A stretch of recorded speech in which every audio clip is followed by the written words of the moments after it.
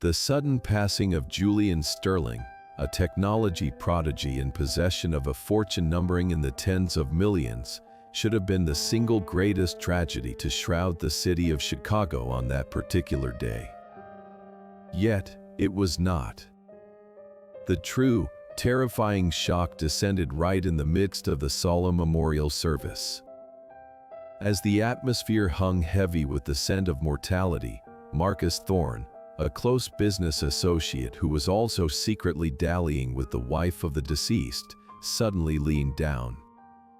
He breathed into the ear of the elderly father, Arthur, a declaration of war filled with arrogance and cruelty. "Do not worry, old man. I will spend his millions far better than he ever did."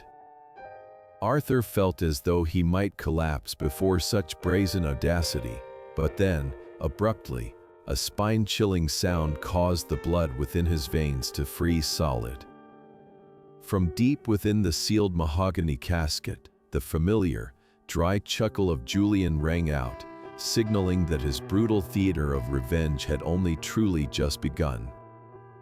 That sound was brief, yet it sliced through the air like a razor, cutting straight into Arthur's eardrums.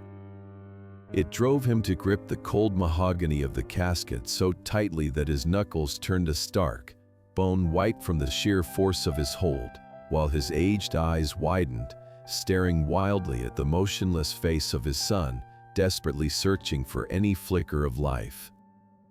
Julian remained there, his eyes shut tight. His chest did not rise or fall, and his pale skin was masked beneath the mortuary's heavy layer of makeup, betraying absolutely no sign of breath or a beating heart. A wave of absolute panic seized Arthur's mind. He questioned whether his overwhelming grief had stretched his nerves to the breaking point, perhaps conjuring a cruel hallucination, for all around him, the pastor continued his steady drone about eternal rest, and the crowd below maintained their facade of solemnity, not one of them stirring at the bizarre occurrence that had just taken place. It seemed no one else had heard that distinct, scornful laugh but him, or so he believed, until he snapped his head to the side seeking confirmation and locked eyes with Marcus Thorne. The man who, only moments before, had arrogantly threatened to seize the family fortune, now stood with a face drained of every drop of blood. His lips trembled violently, and his pupils were dilated to their limit, as if he had just witnessed a demon manifest in broad daylight. Marcus stumbled back a step, his breathing ragged and chaotic. He stammered wordlessly before hurriedly weaving through the rows of black-clad mourners, bolting toward the exit like a man pursued by a ghost, leaving Elena behind, bewildered in her performance of the grieving widow, unable to comprehend what had just overcome her lover. Marcus's sheer terror and his desperate flight were the steel heart-proof Arthur needed to confirm that he was not losing his mind, proving that the laugh was real, and that Julian Sterling had never surrendered, not even when death appeared to have swallowed him whole. Arthur stood alone in the sanctuary, which was heavy with the cloying scent of lilies, his heart hammering against his aging ribs. He looked down at his son once more, a fragile yet burning ray of hope igniting in his eyes, and silently vowed to uncover the truth behind this devilish charade before the lid of the coffin closed forever. The funeral service ended with a strange haste, as if the organizers were desperate to cast the body down into the earth as quickly as possible to escape the eerie atmosphere that had just enveloped the sanctuary.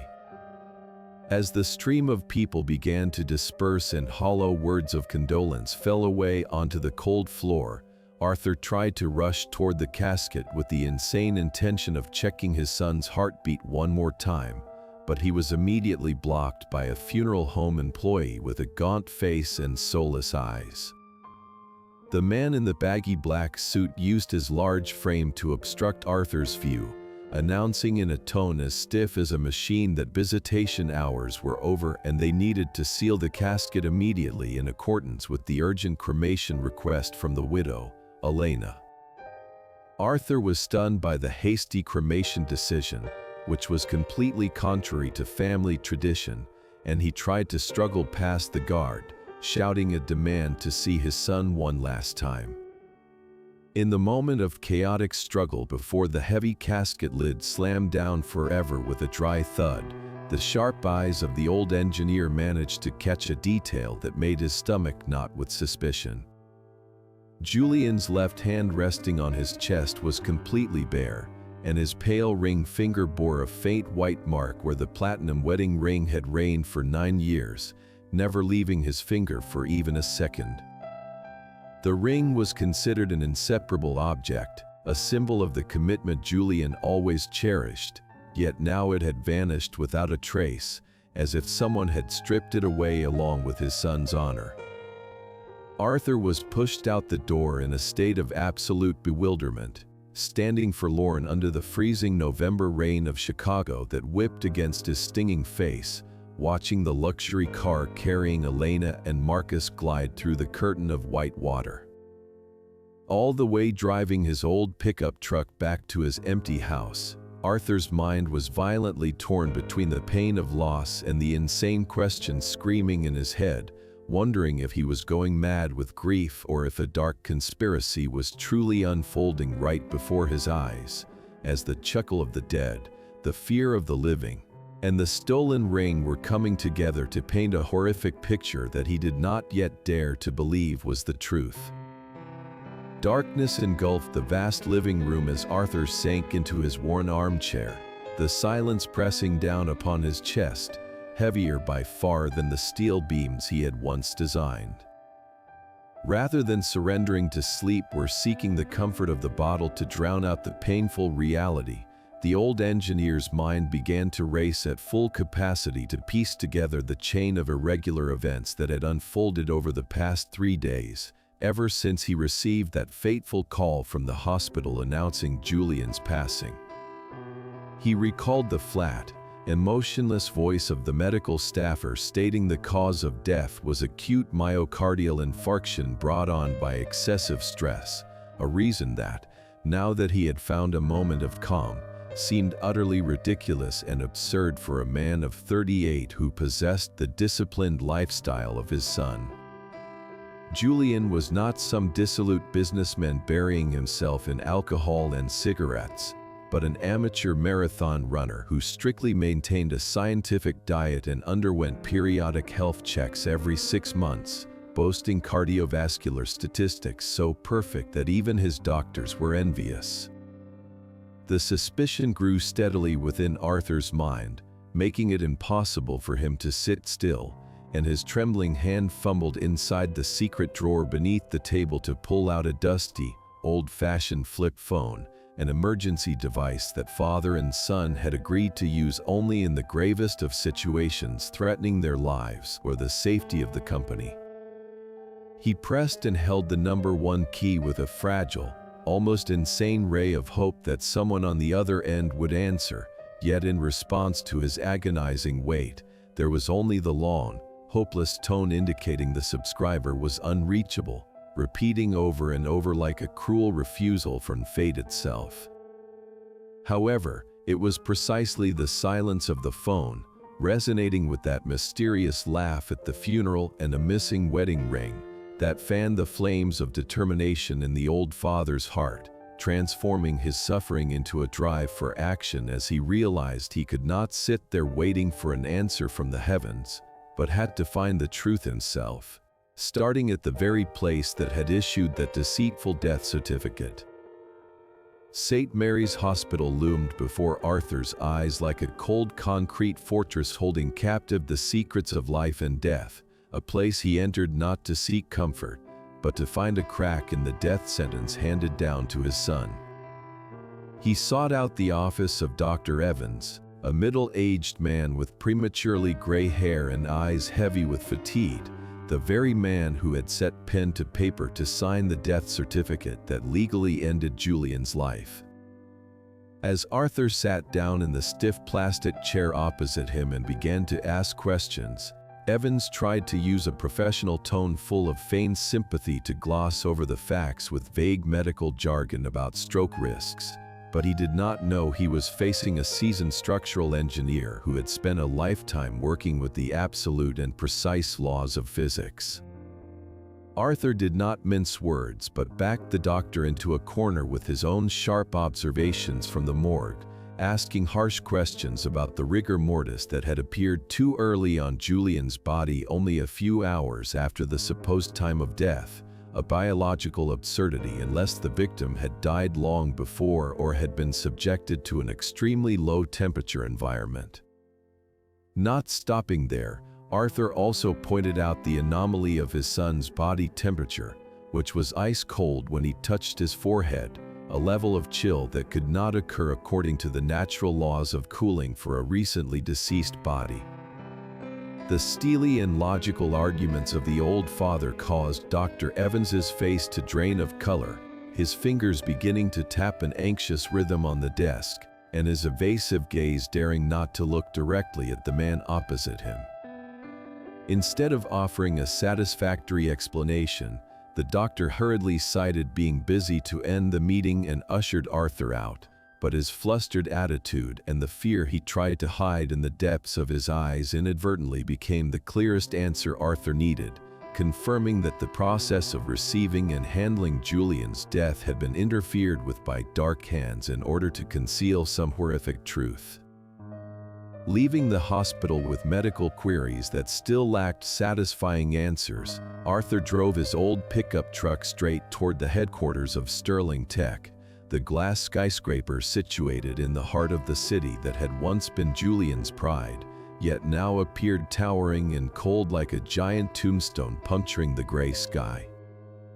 At the reception lobby, he sought out Sarah, the loyal secretary who had been attached to Julian since the early days of the startup, who was surreptitiously ushering him into the private elevator with bloodshot eyes and a fearful expression, glancing front and back as if she were carrying out an illicit operation.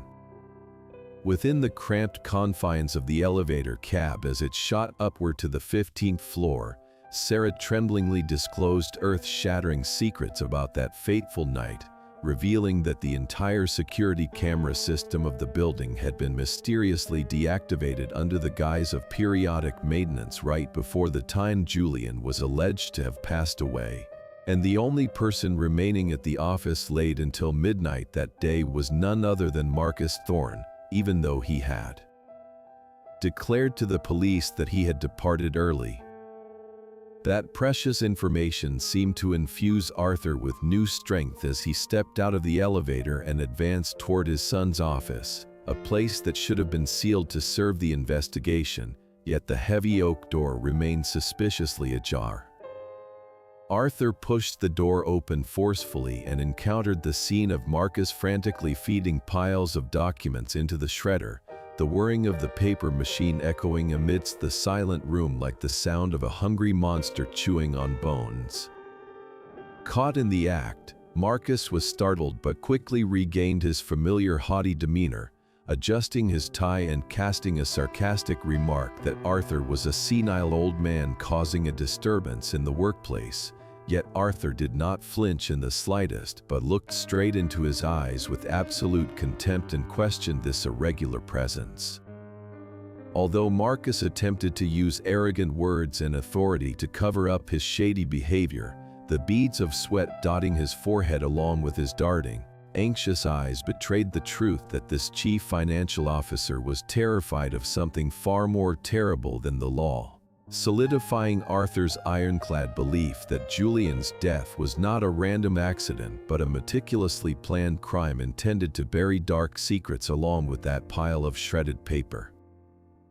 Leaving the high-rise building with his indignation still unquelled, Arthur received a call from Elena requesting an urgent meeting at an expensive cafe tucked away in an upscale neighborhood, where she sat waiting with oversized sunglasses concealing swollen eyes that Arthur knew full well were the consequence of long nights of calculation rather than tears shed for her husband. Upon seeing her father-in-law arrive, Elena immediately removed her glasses to reveal a haggard face that had been meticulously made up, beginning a theatrical performance of lamenting the pressures from the lawyers and the coldness of her husband's family. Yet the greedy nature of this woman was quickly exposed when she could not suppress her frustration regarding the fact that all of Julian's bank accounts and investment funds had been abruptly frozen, rendering her unable to withdraw even a single penny to fund her lavish lifestyle. Arthur sat in silence observing his daughter-in-law, realizing that the only suffering tormenting Elena at this moment was the fear of being stripped of assets rather than the pain of losing the man who had shared her pillow, and it was his judgmental silence that agitated Elena further, causing her to begin losing control and slip into cursing Julian's secrecy, which had bordered on paranoia during his final days. In a fit of rage, Elena inadvertently revealed that she had ransacked the entire mansion searching for a strange key that Julian had once held in his hand while speaking on the phone in a mysterious manner a few days before his death, an object she believed would unlock access to hidden assets but which had evaporated without a trace. That keyword struck Arthur's memory like a bolt of lightning, awakening the image of the mischievous 10-year-old Julian of years past who always chose the safest sanctuary for his precious toys or secret letters to evade the curiosity of others, a place that only father and son knew. Arthur suddenly remembered the old moth orchid pot sitting humbly in the corner of his own porch, the very thing Julian had insisted he keep even though it had withered long ago, and he realized that this was the dead drop his son had silently arranged. Without uttering another half-word, Arthur stood up abruptly and rushed out of the cafe, leaving Elena sitting bewildered with a cup of stone-cold water along with absolute panic as she realized she had inadvertently handed her father-in-law the most crucial clue of this entire chess game. Arthur drove like a madman back to the silence of his home, paying no mind to the mud staining his clothes as he frantically dug into the soil of the withered moth orchid sitting in the corner of the porch, only for his heart to feel as though it stopped beating when his fingers grazed against a cold, hard object meticulously wrapped in waterproof nylon. It was a tarnished brass key, accompanied by a small slip of paper bearing the address of a storage facility located deep in the desolate outskirts, a place to which Arthur sped without a second of hesitation through a night as black as ink. The storage complex emerged under the sickly glow of his yellow headlights, silent and eerie like a graveyard for forgotten things, and Arthur fumbled his way to Unit 73, tucked away in the very last row, and inserted the key into the lock with hands trembling from anticipation. The rolling iron door ascended with an ear-piercing screech that tore through the stillness, revealing that the interior held not the cardboard boxes of old belongings he had imagined, but a veritable tactical command center secretly erected by Julian. Under the beam of his handheld flashlight, Arthur was stunned to see all four walls plastered with candid photographs capturing the illicit affair between Elena and Marcus, alongside a maze of complex cash flow charts exposing the trail of millions of dollars embezzled by Marcus from the company. Yet the thing that shocked Arthur the most, the thing that forced him to grip the edge of the table to keep from collapsing, was a small object lying casually next to a thick medical file. It was an empty medical glass vial, its label clearly displaying the word tetrodotoxin, an extremely potent neurotoxin extracted from pufferfish capable of causing total motor paralysis and temporarily stopping the heart. In that moment of stupefaction, every scattered piece of the puzzle in Arthur's mind suddenly clicked perfectly into place to form a picture of the truth that was horrific yet filled with tragic grandeur, as he realized that his son had not been murdered, but that Julian had injected that deadly toxin into his own body with his own hands, accepting the walk through death's door and enduring the ultimate agony of being buried alive to set a life or death trap intended to expose the true faces of those he had once loved and trusted most. As Arthur stood reeling with the empty vial of poison in his hand, a slow, spine-chilling applause echoed from the storage unit's entrance, causing him to startle violently and spin around to face the cold, obsidian barrel of a gun aimed directly at his chest. Marcus Thorne emerged from the shadows that shrouded the doorway, completely shedding the mask of false respectability he wore by day to reveal the true form of a cold-blooded killer, wearing a twisted, pathological smile upon his lips. He approached leisurely, using the toe of his polished leather shoe to sweep the file of evidence from the table onto the floor, and nonchalantly admitted that he had secretly shadowed Arthur from the very moment the old man left his meeting with Elena, for he knew that sooner or later, a father's intuition would lead the way to this hidden sanctuary of secrets. Marcus stared fixatedly at the vial of tetrodotoxin in Arthur's hand and then burst into maniacal laughter, bitterly confessing that he himself had prepared a potent dose of arsenic to send Julian on his way that very fateful night in order to seize everything, yet Julian's sudden death from a heart attack, occurring before he could strike, had left him both ecstatic and utterly bewildered. He had naively believed that fate was smiling upon him when Julian died on his own, sparing him from staining his hands with blood, but now, standing amidst a room filled with damning evidence, he realized with shock that Julian had remained one step ahead in this chess match of life and death, and that his demise was nothing but a perfect trap. However, that fleeting admiration was quickly extinguished by a palpable murderous intent, as Marcus growled a declaration that whether Julian was truly dead or merely playing dead, the outcome would remain unchanged, for Arthur was now the sole legal heir and a living witness who knew far too many things that should have remained buried. Marcus's fingers slowly tightened around the trigger, his eyes gleaming with absolute cruelty as he whispered a final farewell, intending to stage Arthur's death as a tragic robbery gone wrong in the desolate outskirts to permanently silence the loose end, pushing the solitary old father into a perilous situation where his life hung by a thread, with the Reaper's scythe already pressing against his throat. In the very moment that Marcus's index finger began to increase pressure on the trigger and Arthur had squeezed his eyes shut to embrace death, an ear-piercing screech tore apart the quiet space, followed by a series of high-powered floodlights hidden within the warehouse ceiling that simultaneously flared to life in a rapid strobe mode, rendering Marcus's vision completely white with blindness. Seizing the moment while the enemy was dazed by disorientation and firing wildly into the void, a shadow, gaunt yet agile as a hunting cheetah, darted out from a hidden corner behind the iron shelves, his figure haggard and emaciated from the side effects of the toxin, yet his eyes burning with a fire of hatred, and it was none other than Julian Sterling in the flesh. Without uttering half a word, Julian delivered a decisive kick to Marcus's gun-holding wrist, sending the weapon flying far away. Then he grabbed the shoulder of his stunned father and pulled him violently toward the emergency exit, his frantic scream urging Arthur to run, immediately awakening the survival instinct of the old engineer.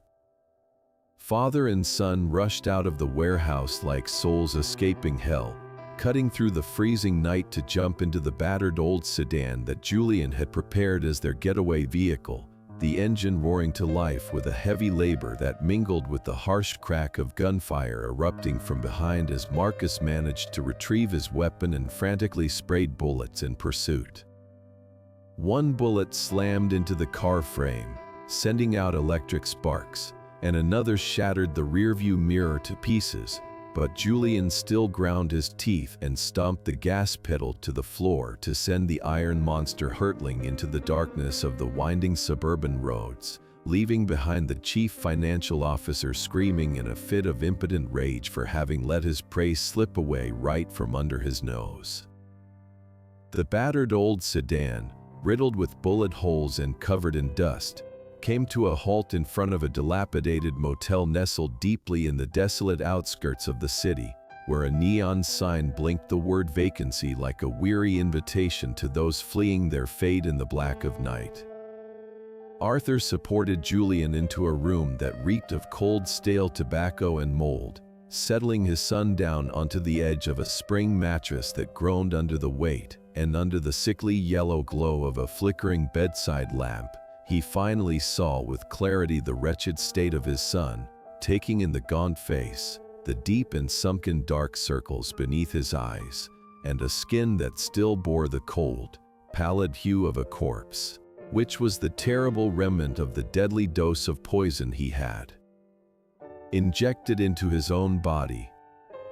Silence enveloped father and son, heavier and more suffocating even than those moments of facing the Reaper back in the warehouse, until Arthur could no longer contain himself and tremblingly broke the silence, asking in a voice choked with emotion and laced with reproach why Julian had been so cruel as to keep him in the dark, forcing him to endure the heart-rending pain of losing a child for 3 long days.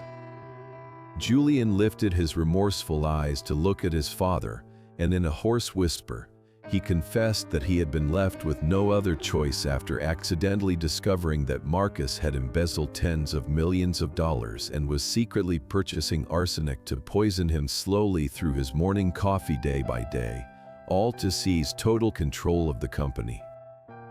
He knew that a direct confrontation without sufficient evidence in hand, given Marcus's powerful network and cunning nature alongside Elena's betrayal, would mean his actual death, and Arthur would undoubtedly be the next victim to be silenced, so the gamble of faking his death using a neurotoxin was his final move, a 50-50 wager of his own life designed to make the enemy lower their guard and, in their arrogance, expose their vulnerabilities. Upon hearing this, Arthur felt as though his chest were breaking apart from the heartache, and he raised his calloused hand intending to slap the face of the foolish son who had dared to trifle with his own life, yet that hand paused in midair before tremblingly transforming into a tight, forgiving embrace, as the old father's hot tears rolled down onto his son's shoulder, washing away every trace of reproach and resentment.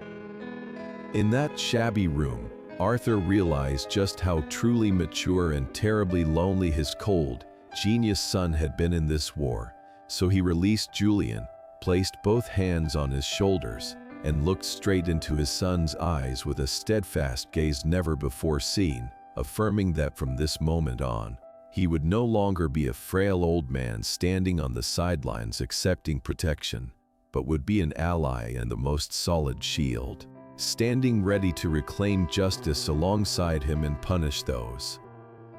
who had trampled upon their family. After those rare, fleeting moments of weakness, Julian quickly regained the habitual cold steeliness of a leader, and he spread the detailed map of the Sterling mansion onto the rough wooden table, pointing to the location of the study with a gaunt finger to explain to Arthur that the data collected at the warehouse, although important, was still just scattered puzzle pieces not heavy enough to send Marcus to prison for life immediately. He revealed that the old fox Marcus was extremely paranoid and never fully trusted digital technology, so he always kept a black ledger recording manually every money laundering transaction and bribery of officials. And that ledger of death was currently lying dormant inside a wall safe in the very house Julian had once built for Elena because Marcus believed it was the safest place now that he held the reins of that traitorous wife.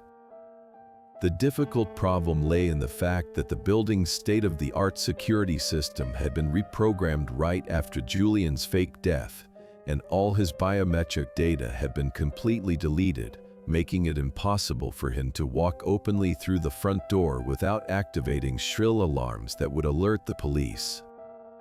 Arthur listened in silence, his eyes narrowing in calculation behind his reading glasses, and then he placed his calloused hand upon the map, resolutely proposing that he himself would become the sacrificial pawn in this perilous chess match by playing the role of a tired and greedy old father accepting a compromise to meet Elena and Marcus to negotiate inheritance rights. He would turn himself into a target to attract all their attention in the living room to create a precious window of time for Julian to infiltrate from the secret passage and break the safe lock. And although Julian vehemently objected because he feared Marcus's cruelty could harm his father, the fiery, steadfast look in Arthur's eyes convinced him that this was the only opportunity for them to turn the tide, because no one would suspect an old man suffering from the loss of his child would dare to step into the tiger's den with a plan so bold as that. The most ferocious blizzard of the decade poured down upon Chicago, transforming the Sterling mansion into an isolated fortress amidst a sea of frigid white, where Arthur entered with slumped shoulders and the vacant expression of an old man completely exhausted by a cruel fate. Inside the living room, the fireplace blazed, yet it could not dispel the frost in the eyes of Marcus and Elena, who sat waiting like vultures ready to scavenge a carcass, and Arthur tremblingly placed the signed waiver of inheritance upon the table and, in a hoarse voice, proposed a large sum of cash in exchange for his quiet retreat to the countryside to live out his old age. This humiliating surrender made Marcus gloat as he leaned back in his chair to sip a strong liquor, savoring the feeling of absolute victory over his enemy's father, completely unaware that right behind the thick mahogany wall of the study upstairs, Julian was holding his breath, moving like a ghost through the narrow secret passage he had designed specifically for such emergencies. While Arthur intentionally stirred up painful memories of Julian to provoke Elena into wailing loudly, creating a chaotic wall of sound to mask any strange noises, Julian upstairs was pressing his ear against the cold door of the safe, his gaunt yet skillful hands turning each number of the combination based on the memory of happy old birthdays that he had once used as passwords. Time seemed to stretch into infinity as Arthur felt the smile on Marcus's lips begin to fade, replaced by a suspicious frown at the old man's unusually calm demeanor, while Julian broke out in a cold sweat when the click of the final tumbler rang out dryly in the quiet space, threatening to alert the keen hearing of the murderer sitting right below. The clicking of the lock had barely ceased when Julian firmly grasped the black ledger in his hand, yet that joy was fleeting, for the study door suddenly burst open and the dark, obsidian barrel of Marcus's gun was leveled straight at his temple, because that wily old fox had never truly trusted Arthur and had secretly installed a pressure sensor beneath the floor mat of the safe. Marcus roughly dragged Julian down to the living room and threw him sprawling at Arthur's feet, causing the old father's heart to feel as though it had stopped beating upon seeing the son who had just returned from the realm of the dead now lying beneath the enemy's gun in a situation more desperate than ever before. When Marcus smirked and declared that he would kill both father and son and then frame Elena for arson and murder born of jealousy so that he could escape far away with the ledger, the young widow suddenly froze as she realized she was merely a foolish sacrificial pawn on the ambitious chessboard of the cold-blooded lover she had blindly trusted.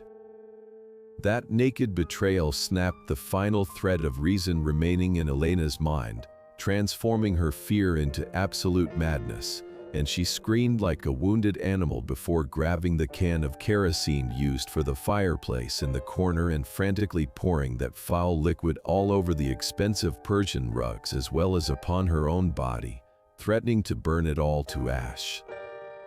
The pungent stench of kerosene mingled with the scent of gunpowder to create a suffocating, explosive atmosphere that waited only for a spark. Yet Marcus seemed indifferent to the threat of that deranged woman, focusing his hatred solely on Julian as his finger began to tighten around the trigger to end his nemesis immediately.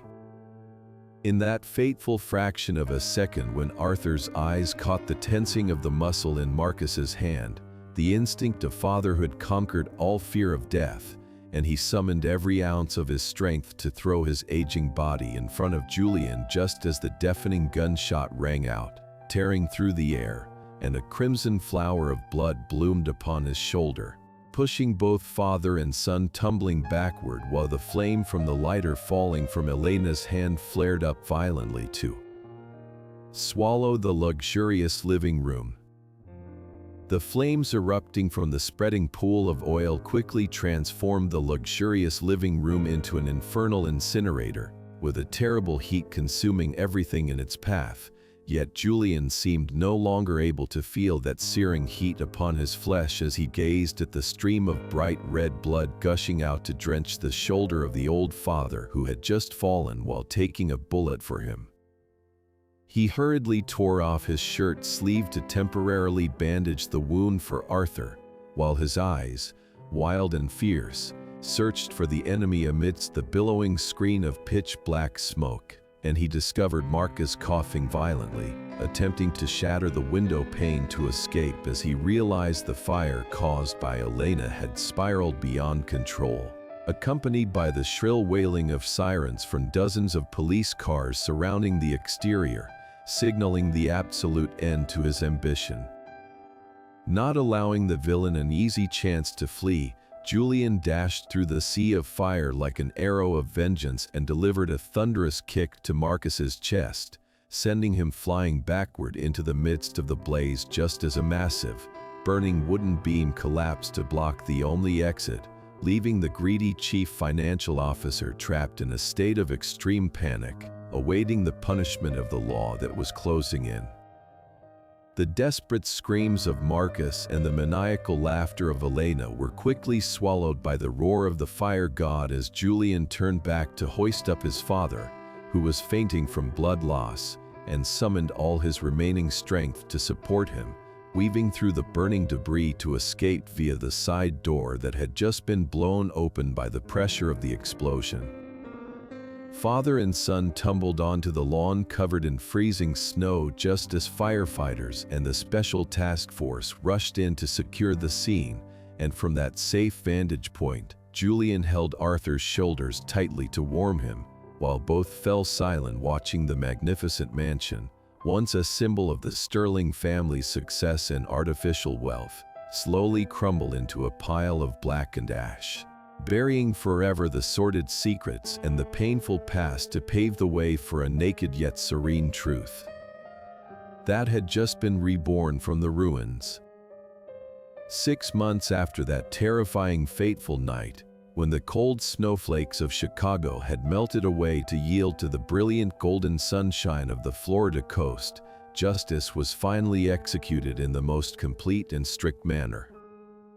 Marcus Thorne drew his final breath within the 4 cold walls of a prison cell due to a genuine myocardial infarction, and the painful death he had once cruelly intended to stage for his close friend had now become the death sentence for himself, serving as a fitting and undeniable retribution of the law of karma, while Elena, with her beauty fading behind iron bars, had to face a sentence of 20 years of imprisonment for her greedy and mad sins. Arthur had now completely recovered his health, and he sat relaxedly on a folding chair by the beach, watching Julian patiently hooking bait onto the fishing line, no longer the cold and arrogant chief executive officer in expensive suits, but simply a devoted son enjoying peace beside his father after having cast off the entire burden of the past. Father and son had used the remaining clean capital to open a small security consulting company, where they used their own harrowing experiences to protect others from plots of betrayal, and when Julian turned to look at his father and flashed a radiant smile under the sun, Arthur realized that was truly the smile of life and freedom, not the sarcastic smile full of resentment that had rung out from the coffin 6 months ago. The story closes with the image of father and son clinking beer glasses amidst the murmuring sound of ocean waves, leaving us with a profound lesson about the core values of life, that money and fame are merely ephemeral, and greed can turn humans into demons, but it is family love and trust that are the only lifeline helping us overcome the most devastating storms. If you feel this story is compelling and meaningful, do not hesitate to press the subscribe button, hit like, and share this video with your loved ones so that we can together spread humanistic values and listen to many more fascinating stories every day. What are your thoughts on the actions of the father, Arthur, and the revenge of Julian? Or have you ever witnessed similar stories of trust and betrayal in real life? Please leave a comment below to share the deepest feelings from your heart for us to know. Finally, I would like to respectfully wish all the audience members watching this video abundant health, a joyful spiritual life, and may every passing day be filled with peace and happiness. Goodbye and see you all again in the next videos.